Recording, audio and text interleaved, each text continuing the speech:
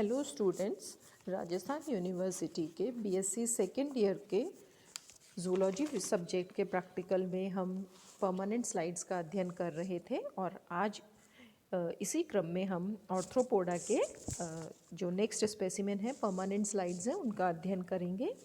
जो हमारी first slide है आज की वो है डेफनिया।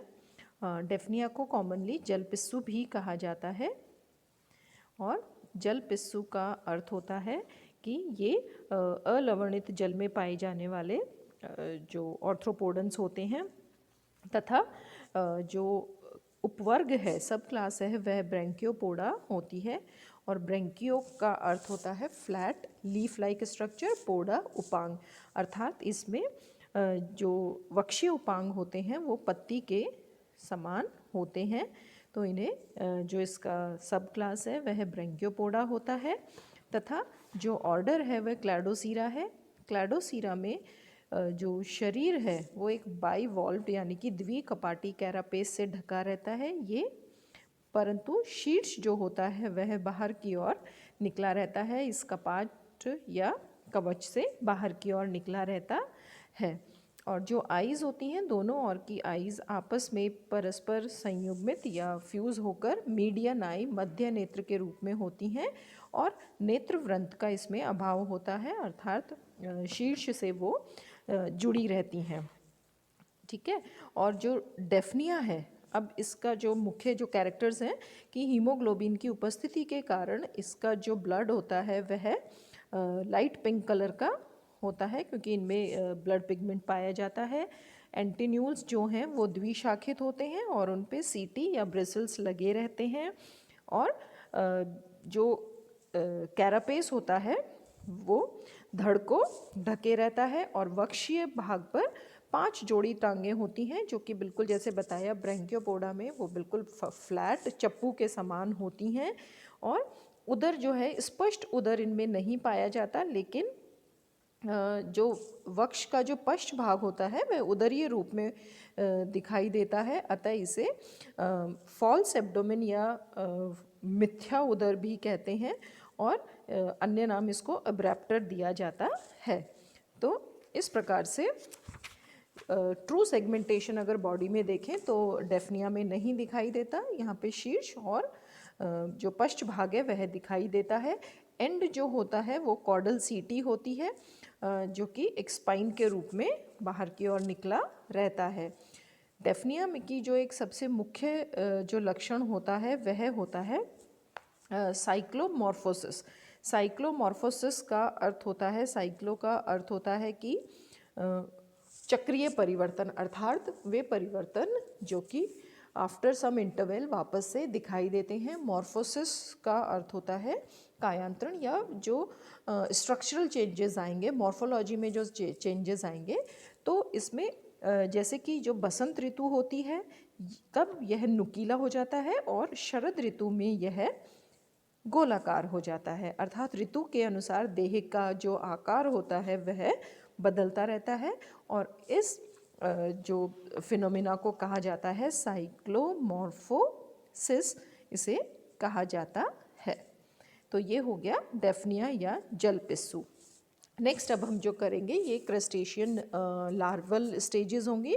क्रस्टेशिया में पाई जाने वाली मुख्य लार्वा अवस्थाएं कौन कौन सी होती हैं। तो जो फर्स्ट है वो होती है नॉप्लियस, और नॉप्लियस के पश्चात मेटानॉप्लियस में परिवर्तित हो जाती है, जिसे साइप्रस भी कहते हैं। और शुरू करने से पहले एक बात मैं और क्लियर कर दूं कि यह आवश्यक नहीं है कि एक के बाद जो दूसरी हम पढ़ रहे हैं सीक्वेंस में, सपोज नॉप्लियस के बाद मेटानॉप्लियस आएंगी। कुछ क्रस्टेशियंस होंगे जिनमें कि जो नॉप्लियस है वो डायरेक्टली जोइया में परिवर्तित हो जाएगा, उनमें मेटानॉप्लियस नहीं पाई जाएगी। तो सबसे पहले हम पढ़ते हैं नॉप्लियस के बारे में। नॉप्लियस जो है वो अंडे से जो बाहर फर्स्ट फ्री स्विमिंग स्टेज बाहर आती है क्रस्टेशियंस में, वो नॉप्लियस स्टेज होती है। परंतु कुछ क्रस्टेशियन होते हैं जैसे कि मेला कॉस्ट्रेका, उनमें नॉप्लियस जो होती है एग के अंदर ही उपस्थित होती है। अगर हम स्ट्रक्चर की बात करें नॉप्लियस की, तो यह स्ट्रक्चर आप देख सकते हैं जिनमें कि मीडियन आई उपस्थित है, एंटीन्यूल उत्पन्न हो चुके हैं, शाखित एंटीना पाई जाती हैं और मैंडिबल्स भी ब्रांच्ड होते हैं। तो इस प्रकार से ये प्रारंभिक स्टेज है जिसमें कि जो उपांग हैं उनका विकास प्रारंभ हो चुका होता है। सामान्यतः जो नॉप्लियस होता है वो ज़ोया में परिवर्धित होता है, लेकिन कुछ क्रस्टेशियंस में यह मेटानॉप्लियस या साइप्रियस में परिवर्धित होता है। और मेटानॉप्लियस या साइप्रियस जो होता है उनमें जो वक्षीय उपांग होते हैं जो हम पढ़ रहे हैं नॉप्लियस के अंदर की एंटीन्यूल है, एंटीना है, मैंडिबल है, इनके अतिरिक्त 3 जोड़ी और इसमें पाए जाते हैं वक्षीय उपांग। ये नॉप्लियस और मेटानॉप्लियस में एक डिफरेंस पाया जाता है। और जो संपूर्ण शरीर है वो साइप्रस में या मेटानॉप्लियस में कवच के उसके चारों तरफ निर्माण हो जाता है और ये बाइवॉल्व कवच से ढक जाता है। और नेत्र जो होती है संयुक्त नेत्र होती है और ये बिल्कुल जो सिफेलिक रीजन है उसके ऊपर उपस्थित होती है। तो इस प्रकार से नॉप्लियस अगर मेटानॉप्लियस में परिवर्तित होता है साइप्रियस में, तो अतिरिक्त उपांगों का उसमें विकास हो जाता है। नेक्स्ट स्टेजेस जो आएंगी क्रस्टेशिया की लार्वल स्टेजेस वो होती हैं ज़ोया और मेटाज़ोया। तो जो ज़ोया है वह नॉप्लियस के ट्रांसफॉर्मेशन से बनती है, रूपांतरण से बनती है। और लेकिन कुछ स्पीशीज़ होंगी जैसे कि क्रैब है, केकड़ा है, उसमें एग से सीधा जो फ्री स्विमिंग स्टेज बाहर आती है वो ज़ोया होती है, अर्थात उसमें नॉप्लियस ना बनकर नॉप्लियस एग के अंदर ही रहता है, नॉप्लियस मेटानॉप्लियस, और जो बाहर फ्री स्विमिंग स्टेज आती है वो ज़ोया लार्वा होता है।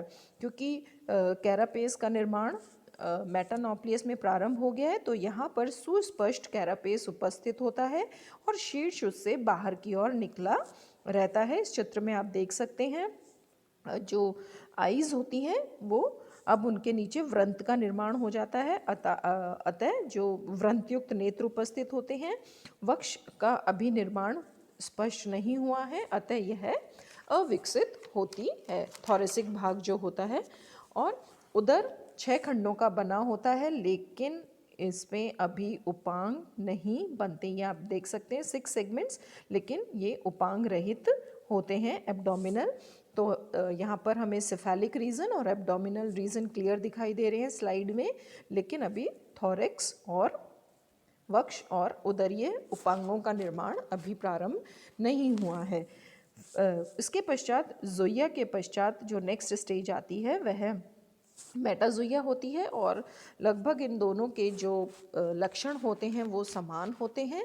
जो मुख्य डिफरेंस होता है वो यह होता है कि जो थोरेसिक अपेंडेजेस होते हैं, वक्षीय उपांग होते हैं, वो मेटाज़ोया में अशाखित जो उपांग होंगे वक्षीय क्षेत्र में वो यहाँ पर स्पष्ट होने लग जाते हैं। इसके पश्चात मेटाज़ोया जो है ट्रांसफॉर्मेशन द्वारा, रूपांतरण द्वारा माइसिस लार्वा में परिवर्तित हो जाता है। तो नेक्स्ट स्टेज जो आती है अपनी वो होती है माइसिस ऑफ क्रस्टेशियंस। तो माइसिस जो है इसे शाइज़ोपोड भी कहा जाता है और यह बहुत कुछ अपने वयस्क के समान, ये आप देख सकते हैं वयस्क के समान दिखाई देता है, झींगे के समान, या जैसे हम प्रॉन कहते हैं। देख सकते हैं कैरापेस उपस्थित है, एब्डोमिनल, क्योंकि कैरापेस जो बना उपस्थित है वो सिफेलिक और थोरेसिक, शीर्ष और वक्षीय उपांग जो खंड हैं उनके ऊपर उपस्थित होते हैं और ये एब्डोमेन है। तो जो सेगमेंटेशन है वो यहाँ पर स्पष्ट हो गया है, वक्षीय भाग का निर्माण हो जाता है। तथा इसके पश्चात इसमें एब्डोमिनल सेगमेंट्स में देख सकते हैं हम कि फ्लैट, क्योंकि ब्रैंकियोपोडा है, फ्लैट जो उपांग हैं, उदरीय उपांग, उनका निर्माण होना प्रारंभ हो गया है, जिन्हें कि प्लियोपॉड कहते हैं। और अंतिम जो होता है उसे यूरोपोड अर्थात जो पुच्छीय रूप से उपांग उपस्थित होते हैं। माइसिस के पश्चात एक्डाइसिस के पश्चात, एक्डाइसिस अर्थात जो निर्मोचन होता है, जो प्लेट्स होती हैं उनको त्याग कर लगातार वृद्धि करता है आकार में और यह वयस्क में परिवर्तित हो जाते हैं। नेक्स्ट जो लार्वल स्टेज आती है वो होता है मेगालोपा लार्वा। मेगालोपा लार्वा क्रैब्स में, जैसे ये तो प्रॉन में, क्रैब्स में ज़ुइया जो लार्वा होता है वो ट्रांसफॉर्मेशन के बाद में, रूपांतरण के पश्चात में, जो कि निर्मोचन या एक्डाइसिस जिसे कहते हैं, उसके पश्चात मेगालोपा में परिवर्तित होता है। यह स्वतंत्र स्टेज होती है। यहाँ हम देख सकते हैं कि जो सिफेलोथोरिक्स है ये अपेक्षाकृत एब्डोमिनल सेगमेंट के अपेक्षाकृत अधिक चौड़ा होता है। जो सिफेलोथोरिक्स भाग होता है, शिरोवक्ष जो होता है, नेत्र जो हैं वो कंपाउंड आइज हैं और व्रंत युक्त हैं, वहाँ पर व्रंत उपस्थित हैं।